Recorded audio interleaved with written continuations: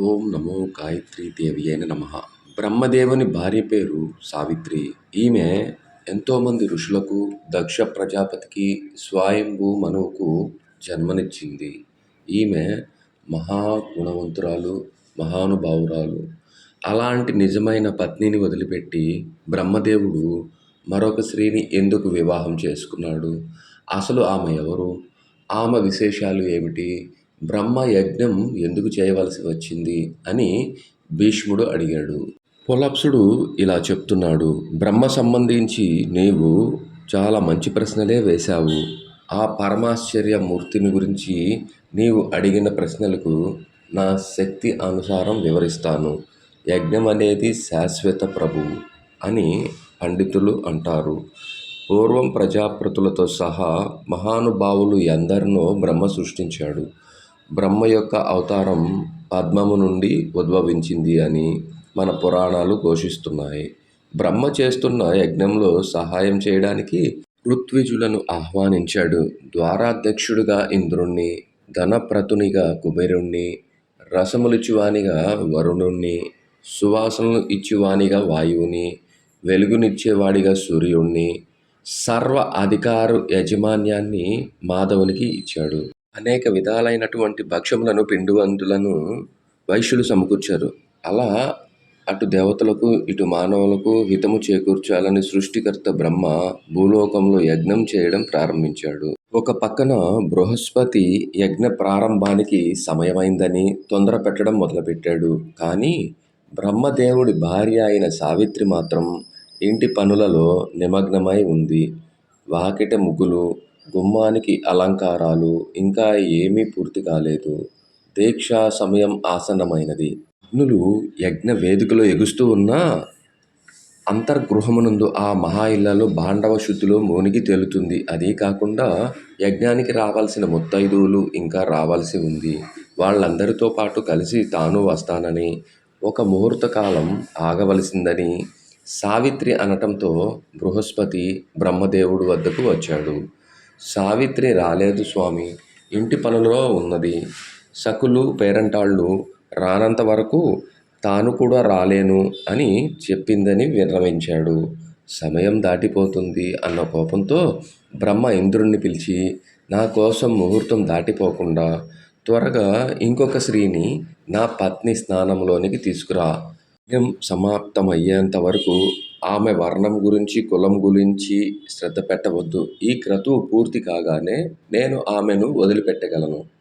అవసరం గట్టెక్కే మార్గం చూడు అని అని ఆనతిచ్చాడు. ఇందరూ శీఘ్రముగా ధరాతలమంతా తిరిగి ఎందరో స్త్రీలను చూసి, వారిలో అందరూ ఇతరులకు భార్యలుగా ఉన్నవారే కనుక చింతిస్తూ ఉండగా ఒక గొల్లపిల్ల అతని కంటపడింది.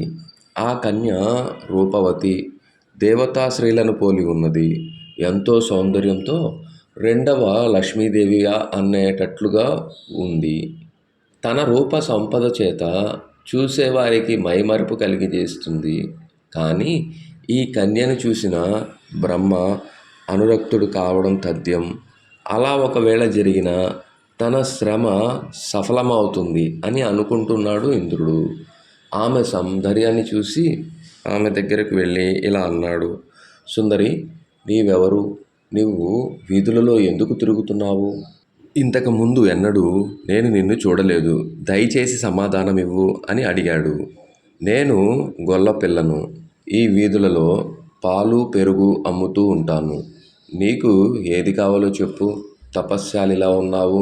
ఇదిగో మీగడ పెరుగు. ఆమె ఇలా అంటూ ఉండగానే ఆమె చేయిని మెలిపట్టి పట్టుకుని ఇంద్రుడు ఆ విశాలాక్షిని బ్రహ్మ ఉన్న చోటుకి తీసుకుని వెళ్ళబోయాడు. ఆ గోపకన్య తల్లిదండ్రులను తలుచుకొని ఏడవడం మొదలుపెట్టింది. నాతో కాదగిన పని ఏదైనా ఉంటే మా అయ్యను కలిసి మాట్లాడాలి. నా తండ్రి నన్ను సంతోషంగా మీ వద్దకు వెళ్ళమని ఆదేశిస్తే నేను మీ వశం అవుతాను. ఏ కన్య మాత్రం వాత్సల్యం కలవారిని కోరుకోదు. ఓ ధర్మవత్సల, నా మాట విను. నిన్ను నేను వేడుకుంటున్నాను అని పలికింది. ఆ గోపకన్య ఎంతగా అర్థించినా నిశ్చయబుద్ధి గల దేవేంద్రుడు గోపకన్యను వదలకుండా బ్రహ్మదేవుని ముందుకు తీసుకుని వెళ్ళి నిలబెట్టాడు. ఓ సాధ్వి, శోకించుకో, బ్రహ్మదేవుని కోసమే నిన్ను ఇక్కడికి తీసుకొని వచ్చాను అని ఊరడించాడు. గౌరవర్ణంతో ప్రకాశిస్తున్న బ్రహ్మదేవుణ్ణి చూసి ఆ గోపకన్య ఆశ్చర్యంతో అలాగే చూస్తూ ఉండిపోయింది. పరాధీనయై గోపిక అలా చూస్తూ ఉంటే ఈమె గాయత్రి అని పేరుతో విరసిల్లుతుంది.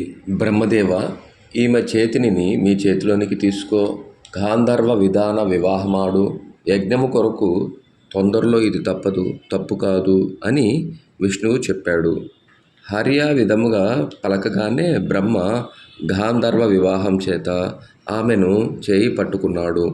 బృహస్పతి వైపు చూసి ఈమెను నేను పత్నిని చేసుకున్నాను, మా గృహప్రవేశం చేయించండి అని అన్నాడు. లేడి కొమ్ము చేతపట్టి పట్టుచీర పైన కప్పుకుని దేవపత్ని వేద పారంగతుడైన ఋక్వితుల చేత అప్పుడే పత్నిశాలకు తీసుకురాబడింది. యజ్ఞానికి సమస్త సంహారాలు ముందే సిద్ధమై ఉన్నాయి కదా. మేడిదండాలతో దేహంపై దాల్చిన లేడి చర్మంతో శోభిస్తూ ఉన్నాడు విధాత. ఆ మహాయజ్ఞాన్ని బ్రాహ్మణులు శుక్రాచార్యులతో ప్రారంభం చేయగా దీక్ష స్వీకారాలు చేశాడు.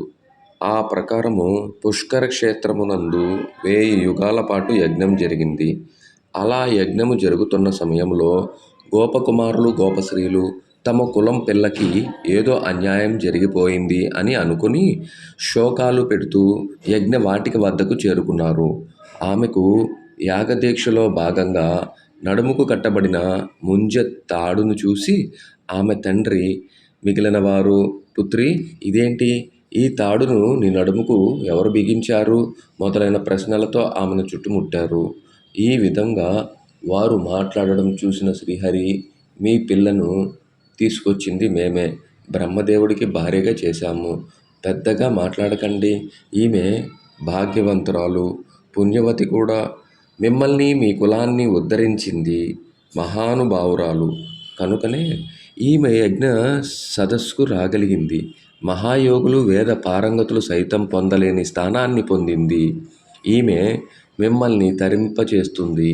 ఆమె వలన మీరు ఉత్తమ లోకాలు పొందగలుగుతారు. అంతేకాదు, దేవతల కార్యార్థమై రానున్న కాలంలో నేను మీ కులంలోనే అవతరిస్తాను. అదంతా ఒక లీల. నందాదులు మీ కులంలో జన్మిస్తారు. అప్పుడు నేను వారి మధ్యనే ఉంటాను. ఇందులో ఏ దోషమూ ఉండదు అని అన్నాడు. ఆ మాటలు విన్న ఆమె తండ్రి, దేవా, నీవు మా కులములో, నేను మీ కులంలో అవతరిస్తామని గొప్ప వరాన్ని ప్రసాదించావు. అలాగే జరుగుగాక అని పలికాడు. బ్రహ్మతో తనకు పరిణయం అయినందుకు గోపకన్య తన వారందరికీ నమస్కరించి తన గురించి చింతించవద్దు అని పలికింది. వారంతా వెళ్ళిపోయిన తర్వాత ఉత్తమురాలైన గాయత్రిచే ఆ యజ్ఞవాటిక మహాశోభాన్వితమైనది.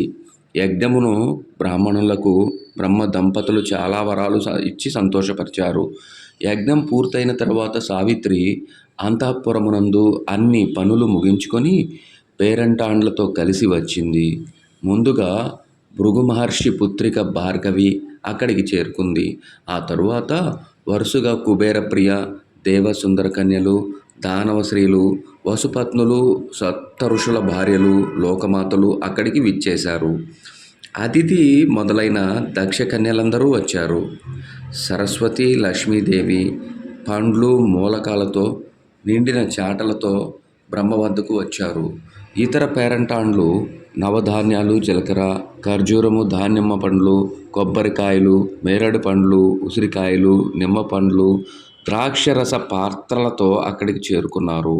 ఇంద్రుడు గొల్లపిల్లను తీసుకువచ్చిన కారణం చేత సావిత్రికి భయపడి మొహం దించుకుని కూర్చున్నాడు. విష్ణువు, రుద్రుడు, బ్రాహ్మణ వర్గం సిగ్గుపడ్డారు. సభ్యులు హడలిపోయారు. బ్రహ్మ పక్కన నిలబడిన గొల్లపిల్ల మౌనమే శరణ్యమైనది. అయినప్పటికీ అందరూ అక్కడి యజ్ఞంలో తమ తమ పాత్రలను నిర్వహించడంలో నిమగ్నులైపోయారు. సావిత్రిని ఉద్దేశించి దేవతలు ఇలా అన్నారు: ఈమె తీరికగా ఇప్పుడు వచ్చింది. శుభముహూర్త వేళకు బృహస్పతి ఎంత పిలిచినా రాలేదు.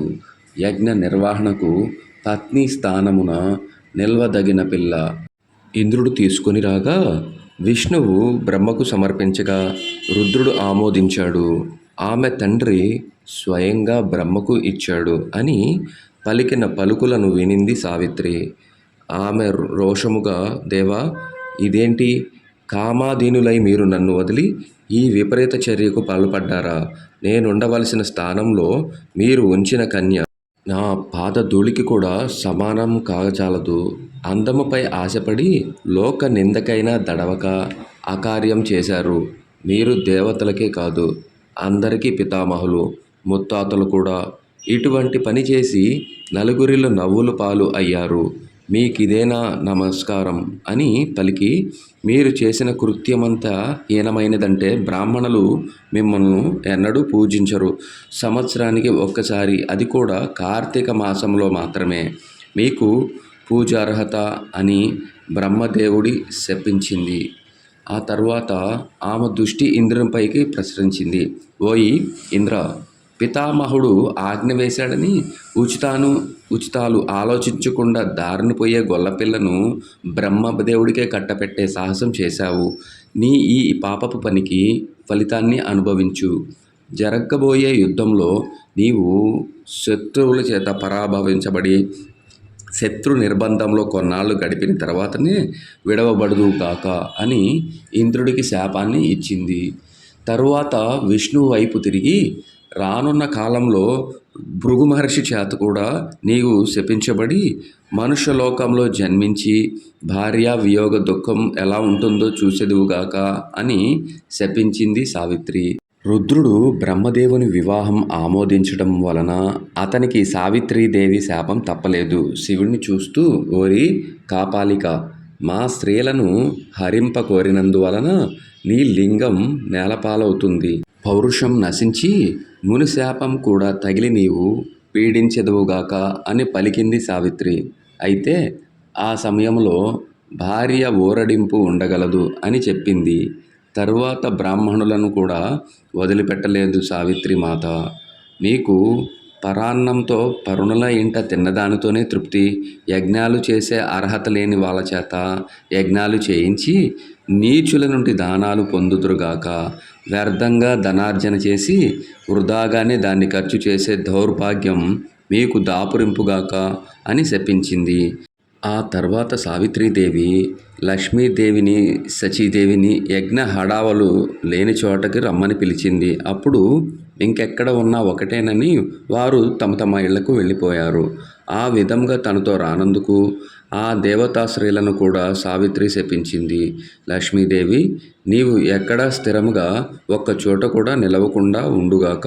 అలాగే అయోగ్యులు, మూర్ఖులు, పొగరబోతులు, దురాత్ములు ఇట్టి వారి వద్దనే నీకు మన్నన. యోగ్యులు నిన్ను హీన దృష్టితో చూసేదుగాక అని పలికింది.